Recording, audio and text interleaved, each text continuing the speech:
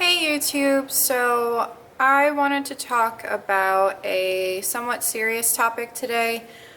Before I do want to say, so that no one comments about the audio yet again, there's nothing I can do about it. I work next to a really busy highway. I don't get home early enough, or I don't get home on the weekends either, to be able to film at home until I have enough funds to purchase a good microphone, because I don't want to buy just some rinky-dink one just for the time being. I'd rather invest. I wanted to kind of speak my opinion. I know that there's already been a bunch of stuff on YouTube regarding this, but I wanted to put my 2 cents into it because of something that I saw last night posted in my friend's true crime Facebook group, which if you'd like to join, I'll leave a link to it below. But there was this post.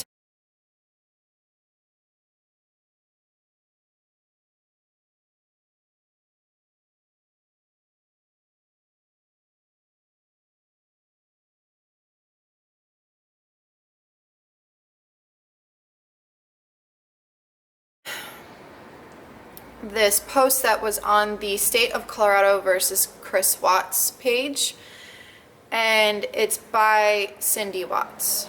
If you guys don't know who Cindy Watts is, she is the mother of the man who murdered his wife and children.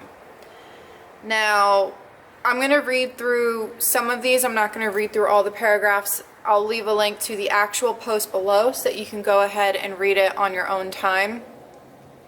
Cindy starts off the post, Cindy starts off with basically saying that she never imagined that the whole country would know her name and the whole country would hate her and her family and everything like that. But let's move on to the paragraph that I want to start with. I'm going to be reading from my phone. If anyone had been interested or asked me 10 years ago what I wanted, I would have told them I already had it. A good marriage to a fine man and 2 wonderful children. By back then, I have to qualify and say that I mean back before my son married a woman that was wrong for him and began to lose himself, and we began to lose him as well. That doesn't excuse his actions. You're victim blaming. Cindy, you're victim blaming. Our pain started then, and over the next 8 years, our lives tilted downhill and became sadder, more complicated, and filled with growing amounts of unwanted drama and fear until we finally ended up here, at the bottom, in a damaged, grieving heap broken into pieces. Do you think that Shanann's family isn't broken into pieces? Did you ever stop to think about her family and how they're feeling? They had to bury their daughter. Their daughter was brutally murdered, along with her children and her unborn child that was growing inside of her. 2 of our granddaughters are dead. The young woman who was our daughter-in-law is dead. I love how she has to specify the young woman who was our daughter-in-law. You couldn't just say daughter-in-law. I know that after watching her interview that she didn't even attend their wedding, but show a little bit of respect. She is now deceased. She is the mother of your grandchildren who are no longer alive because of your son. Our boy is in many ways as lost to us as though he were dead. But he's not. Our family is in rubble, and the whole world seems to know our names and hate us. We just exist and try to breathe through permanently constricted throats, trying to find a way, any way at all, to go on living for what we have left, who we have left, including each other, in our new reality, which is simply moment-by-moment wreckage. I am not writing this book to ask for sympathy.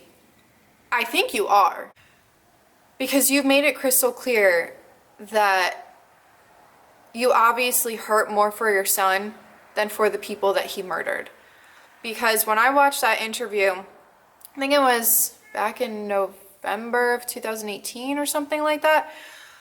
But when I watched that, she didn't cry for Shanann. She didn't cry for her children, or in Cindy's case, her grandchildren. She only cried for her son. She also proceeds to say, "This is the story of us before, during, and after the slide.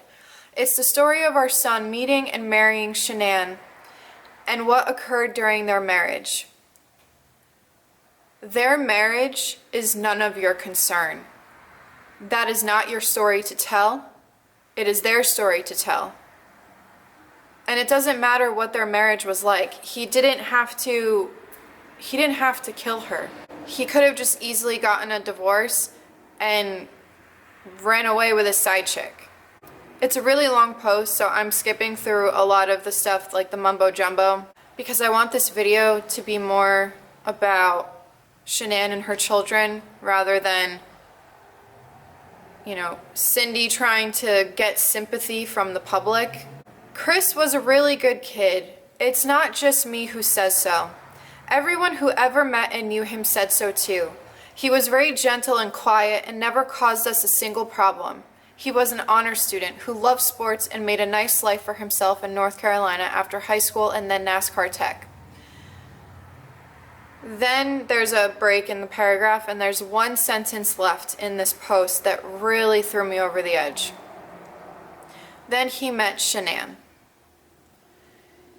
It's one thing to write a book about this whole situation and try to gain some kind of sympathy, because I know she's saying she's not trying to get sympathy. Let's be honest here, she is. And are you just money hungry? Because it seems like, you know, all of a sudden you're gonna write a book about this. I mean, you're gonna make a ton of money off of it because people are going to buy this book. I'm not gonna buy this book. I think it's complete and total bullshit. If Shanann's family, or if they were to come out with a book, yeah, absolutely. But for that post to be ended with, and then he met Shanann, it does not matter. It does not matter what their marriage was like. It does not matter how nasty, if she was nasty to him and if she was saying horrible things to him, it does not matter. He could have divorced her. He should not have killed her and their children and their unborn child. I feel for Shanann's family. I hope that they can eventually find peace. And I cannot imagine, I cannot imagine what it's like to lose a child. I am not a mother, so I will never understand what Cindy's thought process is. Of course, I'm sure if this happened to me, I would still love my child because they are my flesh and blood. But that does not excuse their actions. They need to be responsible for murdering their family. And Cindy Watts, if you're watching this, I want you to know that you are delusional.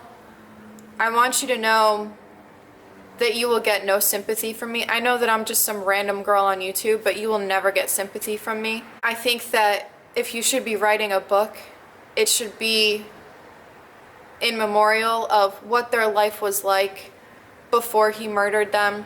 And I think that it should be talking about how beautiful your granddaughters were. And even if you didn't like your daughter-in-law, you could still write a few things about her because she was murdered. I guess that's really all I have, because I was honestly, when I read this last night, I was at a loss for words on this whole situation.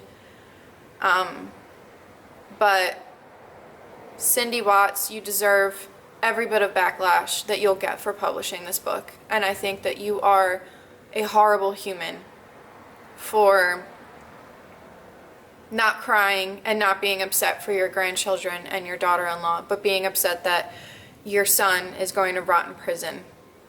Of course you can be sad, but I think you should be more sad for the people that lost their lives. Your granddaughters will never be able to live out their life. You'll never see them go to school. You'll never see them get married.